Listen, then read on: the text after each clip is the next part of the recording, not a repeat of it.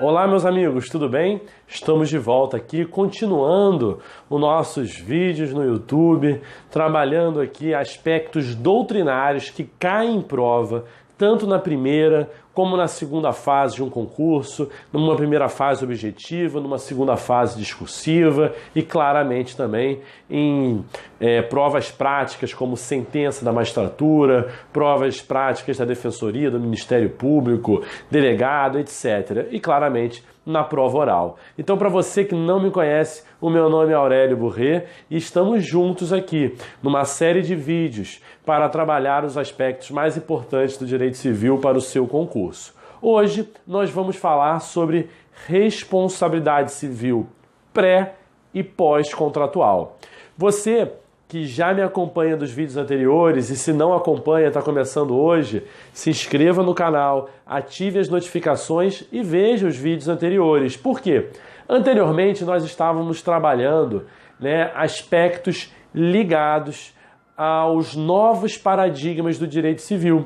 Vimos o paradigma da operabilidade, da eticidade, da socialidade e vimos que da eticidade decorre a ideia de boa-fé objetiva, que é aquele comportamento ético esperado de todos em sociedade.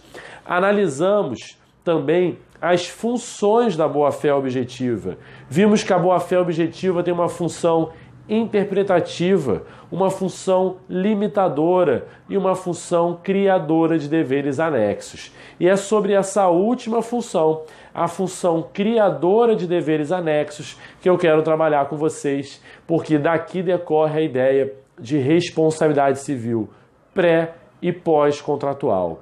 Vejam só, quando eu falo em responsabilidade civil pré e pós-contratual, eu estou analisando um artigo. Vai lá no artigo 422. O artigo 422 do Código Civil é a sede da boa-fé objetiva nas relações contratuais, obrigacionais. E o artigo 422 vai dizer que as partes devem guardar na execução e na consecução do contrato a probidade e a boa-fé. Então, as partes devem guardar na execução do contrato a probidade e a boa-fé. Boa-fé aí objetiva.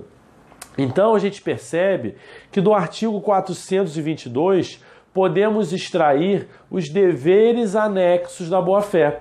Se as partes devem guardar na execução de um contrato a probidade e a boa-fé, devem ser respeitados os deveres anexos, os deveres laterais da boa-fé objetiva. Quais são eles? Informação, lealdade, proteção, cooperação e confiança. Então, repetindo, em toda relação obrigacional, em toda relação contratual, existem deveres implícitos que devem ser respeitados. Deveres como lealdade, informação, proteção, cooperação e confiança. E aí você vai fazer uma remissão. O artigo 422 deve ser combinado com o enunciado 25 da primeira jornada de direito civil do CJF. Você vai combinar o artigo 422 com o enunciado 25 do CJF. Por quê? O enunciado 25 vai dizer de maneira muito clara o que a doutrina entende. O enunciado 25 vai dizer que essa boa-fé deve ser respeitada não só na fase contratual, mas também na fase pré-contratual, bem como na fase pós-contratual. Mesmo depois de encerrado o contrato, deve-se guardar aí os deveres anexos da boa-fé. Então, veja, na fase pré-contratual, eu não posso falar em responsabilidade civil contratual, porque não há contrato ainda. Mas se esses deveres anexos da boa-fé forem desrespeitados, se a boa-fé for lesada, você pode estar diante de uma responsabilidade civil pré-contratual. Vamos entender isso com um exemplo clássico, um dos grandes julgados a tratar sobre o tema, um dos primeiros julgados, que é o caso Sica. Veja só, no Rio Grande do Sul, a Sica, que era uma fornecedora de extratos de tomate, ketchup, ela fazia o seguinte com as cooperativas de agricultores do Rio Grande do Sul. A SICA, como grande empresa, doava, entregava gratuitamente sementes para as cooperativas de agricultores. Esses agricultores que recebiam aquelas sementes de graça, eles plantavam as sementes e quando os tomates eles eram colhidos em grande quantidade, a SICA comprava os tomates desses agricultores. Mas veja, não existia nenhum contrato dizendo que ao doar as sementes, eles iriam comprar os tomates. Mas assim foi feito por anos e anos. Então, a SICA entregava as sementes, comprava os tomates. Entregava as sementes, comprava os tomates. Isso foi feito de maneira sucessiva por longos anos. Só que o que aconteceu? Chegou uma época específica e a SICA entregou as sementes e não comprou os tomates. Teve uma superprodução aquele ano, não seria necessário mais tomates. O que os agricultores fizeram? Ingressaram com uma ação judicial pleiteando reparação civil. Aí você pode estar se perguntando, professor, reparação civil? Eles receberam de graça as sementes, estão reclamando do quê? Gente, você não joga as sementes para o alto e nasce tomate. Esses agricultores certamente fizeram investimentos, contrataram empregados, compraram maquinário, fizeram financiamento no banco para empreender, para conseguir fazer aquela operação, plantar os tomates. E aí eles tiveram gastos e provaram os gastos deles e a SICA não comprou. O que a SICA se defendia? Olha, mas não tem nada escrito que me obrigue a comprar. Pois é, não tem nada escrito, mas isso decorre da boa-fé. Um comportamento leal, de proteção, de cooperação, não pode subsistir aqui. Veja, a SICA fazendo negócios há tantos anos com esses agricultores, ela deveria ser mais leal, protetora, cooperativa. Não pode simplesmente deixar eles no prejuízo, eles que serviram durante tantos anos. Então veja, apesar de não ter contrato de compra e venda, há uma responsabilidade pré-contratual aqui, porque nessa de entregar as sementes, a SICA pratica um comportamento que gera uma expectativa legítima nos agricultores de que ela vai comprar os tomates quando colhidos. Então, quando ela não compra os tomates, ela adota um novo comportamento que frustra aquela expectativa legítima anteriormente criada. Nós estamos diante de um venire contra factum próprio, que nós vamos analisar com detalhes depois. Mas por que um venire contra factum próprio? É um comportamento contraditório da SICA. Ela entregou os tomates, criou uma expectativa, as sementes, criou uma expectativa legítima de que iria comprar os tomates quando colhido, mas frustrou essa expectativa legítima. Isso é comportamento contraditório, quando você cria uma expectativa legítima em alguém e depois você frustra essa expectativa legítima. Quando se frustra a expectativa legítima, você tem um comportamento desleal, não protetivo, não cooperativo e você lesa a boa-fé objetiva.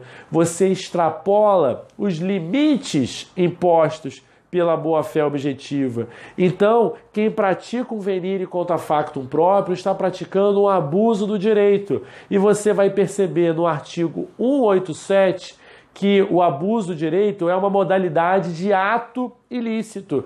E quem comete ato ilícito tem o dever de indenizar.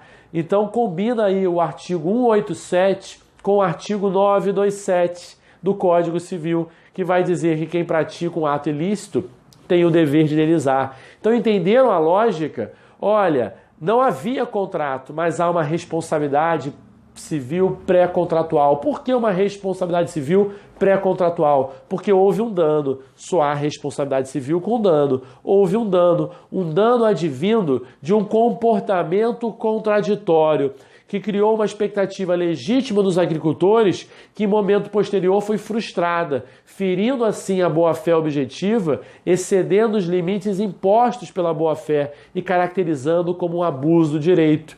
O abuso do direito causou um dano, nasceu o dever de indenizar e é uma responsabilidade civil pré-contratual. Olha como você, às vezes, estuda tudo isso separado, não é? Quero que você coloque nos comentários, né? Faça um feedback, manda um direct para mim, manda um inbox, mas eu tenho certeza que você estuda, às vezes, tudo isso separado na doutrina e não consegue fazer essa relação. Olha como nós juntamos tudo tem lógica no direito, gente. Não é para ficar só decorando, não, memorizando o conceito.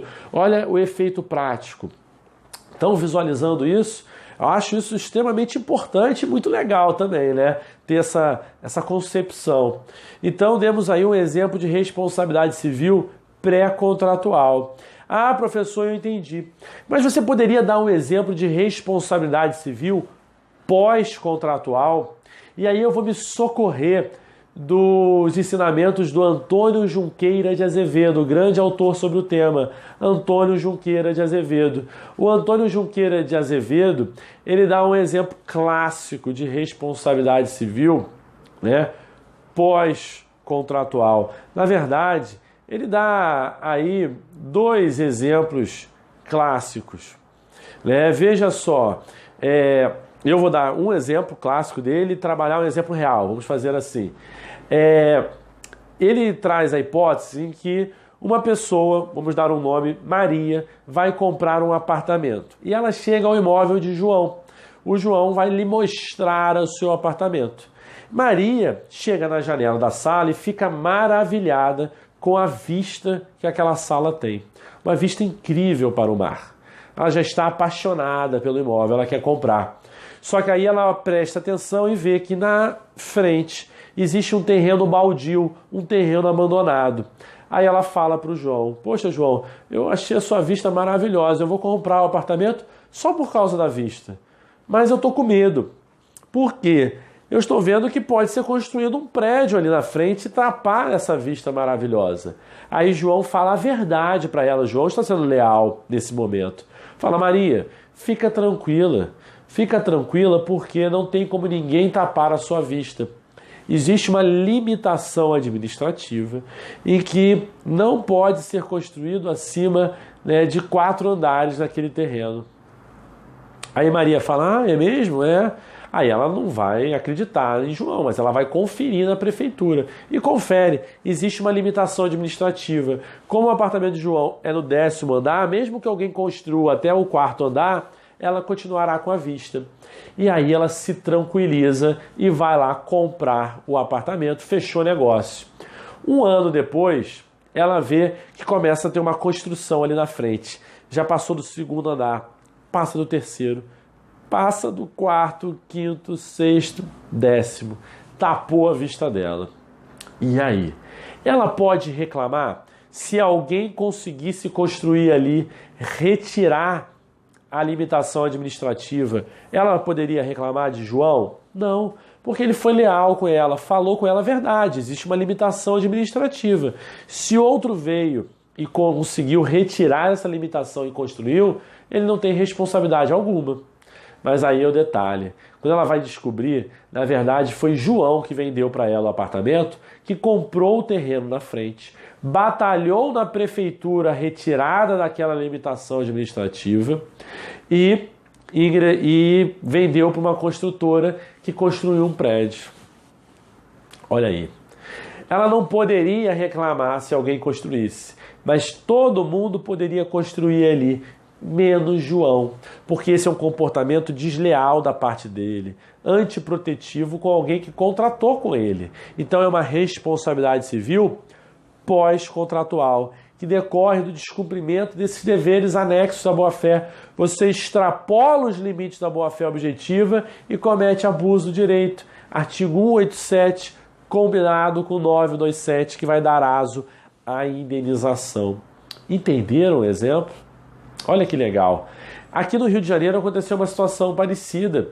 Veja, um prédio que tinha uma vista incrível para o mar, de repente teve essa vista tapada por uma construção à sua frente. Até aí tudo bem, não existe direito de vista, só se decorrer de uma servidão, né? Um contrato de servidão, que é um direito real sobre coisa alheia. Mas, a princípio, você não poderia reclamar que construíram na sua frente. Só que um morador do prédio descobriu, ele guardou, na verdade, há mais de 20 anos, um folder de propaganda daquele edifício. E na propaganda dizia, vista eterna para o mar. E aí, ele pode reclamar da construtora? Não. Não, porque é normal que o vendedor, que o fornecedor de produtos ou serviços enalteça o seu produto. Isso não é propaganda enganosa, não. Essa vista eterna para o mar não é considerado propaganda enganosa, porque nem tudo fica no controle ali do fornecedor. Mas no caso concreto, o que aconteceu? No folder da construtora dizia, novo empreendimento imobiliário, vista eterna para o mar. E quem é que construiu o prédio na frente? A mesma construtora. Então, esses moradores ingressaram na justiça, não para demolir o prédio que já estava construído, mas para pleitear responsabilidade civil pós-contratual, porque todo mundo poderia ter construído ali, menos aquela construtora, e muito menos depois de prometer vista eterna para o mar. É esse que é o detalhe. Entenderam, gente? Olha, estamos aqui caminhando, trilhando aspectos muito importantes que você perderia um tempo enorme para estudar na doutrina. Você que está fazendo um caderninho dos nossos vídeos no YouTube, tenho certeza que terá um excelente caderno de reta final, tanto para a primeira fase, como para a segunda fase, terceira fase e prova oral, tá certo? Então, eu quero que vocês me deem o feedback. Tá gostando dos vídeos do YouTube? Tem rede social? Dá um print, coloca no seu Facebook, coloca no seu Instagram, me marca para a gente, né, ficar sabendo do feedback aí e continuar fazendo novos vídeos. Não deixe de dar o seu joinha aí, se inscrever no canal e ativar as notificações. Tá certo, gente? Muito obrigado e até a próxima. Tchau!